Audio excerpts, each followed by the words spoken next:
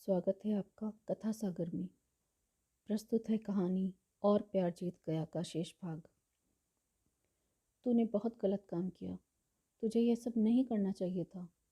तुझे पता है तू घर में सबसे बड़ी है। तूने ये नहीं सोचा कि तेरी इस हरकत से कितनी बदनामी होगी। तेरे छोटे भाई बहनों पर क्या असर पड़ेगा। उनके रिश्ते नहीं होंगे। माँ ने बेड पर बैठे बैठे शांत स्वर में कहा तो देवयानी खुद को रोक नहीं पाई। वो माँ से लिपट कर रो पड़ी। पापा की दुकान पर जाने के बाद माँ ने देवयानी को अपने पास बिठाया और बोली, बेटा भूल जा उसको, जो हुआ उस पर यही मिट्टी डाल दे, मैं सब संभाल लूँगी। नहीं माँ, हम दोनों एक दूसरे को बहुत प्यार करते हैं। देवयानी ने हिम्मत जुटाकर माँ से कहा। नहीं बेटा, इस प्यार व्यार में कुछ नहीं धरा। वह तेरे काबिल नहीं है। देवयानी, क्यों माँ, क्यों नहीं है मेरे काबिल? मैंने उसे 2 साल करीब से देखा है। वो मेरा बहुत ख्याल रखता है, बहुत प्यार करता है वह भी मुझसे। बेटा, वे लोग अलग जाति के हैं। उनका खान पान, उनकी ज़िंदगी जीने के तरीके हमसे बिल्कुल अलग हैं। माँ ने देवयानी को समझाया। पर माँ, अविनाश मेरे लिए सब कुछ बदलने को तैयार है। उसके मम्मी पापा भी बहुत अच्छे हैं। देवयानी माँ से तर्क वितर्क कर रही थी। और तूने सोचा है कि तेरे इस कदम से तेरे छोटे भाई बहनों पर क्या असर पड़ेगा? रिश्तेदार, परिवार वाले क्या कहेंगे? नहीं देवयानी, तुम भूल जाओ उसको। माँ ने फैसला सुनाया। पापा ने कड़ा फैसला लेते हुए देवयानी की शादी दिल्ली के एक कारोबारी के बेटे सुमित के साथ कर दी। लेकिन वो अविनाश को काफ़ी समय तक भुला नहीं पाई। शादी के बाद वो संयुक्त परिवार में आई तो नंदों, जेठानियों और बच्चों के बड़े परिवार में उसका मन लगता गया। एक बेटी आलिया और एक बेटे अंकुश का जन्म हुआ तो वह धीरे धीरे अपनी जिम्मेदारियों में खो गई। लेकिन अविनाश अब भी उसके दिल के किसी कोने में बसा हुआ था। उसे कसक थी कि वह अपने प्यार से शादी नहीं कर पाई। देवयानी अपने अतीत और वर्तमान में झूल रही थी। उसकी आंखों में नींद नहीं थी। उसने घड़ी में टाइम देखा, 3 बज रहे थे। पौ फटने वाली थी। उसके बगल में पति सुमित सो रहे थे। आलिया और अंकुश अपने रूम में थे। देवयानी को आलिया और तरुण के बीच चल रहे प्यार का एहसास कुछ दिन पूर्व ही हुआ था। आलिया के सहपाठी तरुण का वैसे तो उनके घर आना जाना था, लेकिन देवयानी ने इस तरफ कभी ध्यान नहीं दिया।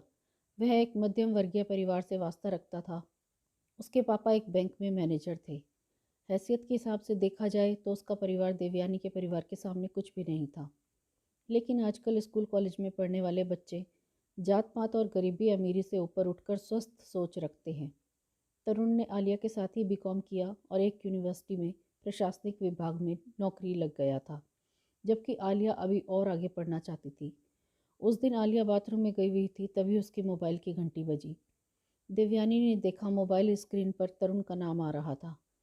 उसने कॉल को ऑन कर मोबाइल को कान पर लगाया ही था कि उधर से तरुण की चहकती हुई आवाज़ आई। हेलो डार्लिंग, यार कब से कॉल कर रहा हूँ, कहाँ थी? देवयानी को समझ में नहीं आया कि वह क्या बोले तो बस सुनती रही। तरुण बोले जा रहा था। क्या हुआ जान, बोल क्यों नहीं रही? अभी भी नाराज हो? अरे यार, इस तरह के वीडियो चलते हैं आजकल। मेरे पास आया तो मैंने तुम्हें भेज दिया। मुझे पता है तुम्हें ये सब पसंद नहीं, सो सॉरी यार। हेलो तरुण, मैं आलिया की मम्मी बोल रही हूँ। वो बाथरूम में है। Oh sorry aunty, very sorry, मैंने सोचा आलिया होगी। बाथरूम से आती है तो कह दूंगी, कहते हुए देवयानी ने कॉल डिस्कनेक्ट कर दी। लेकिन उसके मन में तरुण की कॉल ने उथल पुथल मचा दी। उससे रहा नहीं गया तो उसने आलिया के मोबाइल में व्हाट्सएप को खोल लिया। तो वह आलिया के बाथरूम के निकलने से पहले से पढ़ लेना चाहती थी। दोनों ने खूब प्यार भरी बातें लिख रखी थी और आलिया ने तरुण के साथ हुई एक एक बात को लंबे समय से सहेज कर रखा हुआ था। दोनों बहुत आगे बढ़ चुके थे। देवयानी को 25 साल पहले का वह दिन याद हो आया जब उसके पापा ने अविनाश का लिखा लव लेटर पकड़ा था। सब कुछ वही था जो उसके और अविनाश के बीच था। प्यार करने वालों की फीलिंग शायद कभी नहीं बदलती, जमाना चाहे कितना बदल जाए। एक फ़र्क यह था कि पहले कागज़ पर दिल की भावनाएं शब्दों के रूप में आकार लेती थीं, अब मोबाइल स्क्रीन पर। तब लव लेटर पहुंचाने के लिए कितने पापड़ बेलने पड़ते थे, अब कितना आसान हो गया है। देवयानी कई दिनों से देख रही थी कि आलिया के खाने पीने, सोने उठने की दिनचर्या बदल गई थी। अब उसे समझ में आ रहा था कि आलिया और तरुण के बीच जो पक रहा था उसकी वजह से ही यह सब हो रहा था। देवयानी ने फैसला किया कि वह अपनी बेटी की खुशियों के लिए कुछ भी करेगी। उसने आलिया से उसी दिन पूछा, बेटी तुम्हारे और तरुण के बीच क्या चल रहा है? क्या चल रहा है मॉम? आलिया ने अनजान बनते हुए कहा। मेरा मतलब प्यार व्यार? नहीं मॉम, ऐसा कुछ भी नहीं है। मुझसे झूठ मत बोलना, मैं तुम्हारी माँ हूँ। मैंने तुम्हारे मोबाइल में सब कुछ पढ़ लिया है। क्या पढ़ा? कब पढ़ा? ये क्या तरीका है मॉम? देखो बेटा, मैं तुम्हारी माँ हूँ, इसलिए तुम्हारी शुभचिंतक भी हूँ। मुझे माँ के साथ साथ अपनी फ्रेंड भी समझो, ओके? आलिया ने कंधे उचकाते हुए कहा।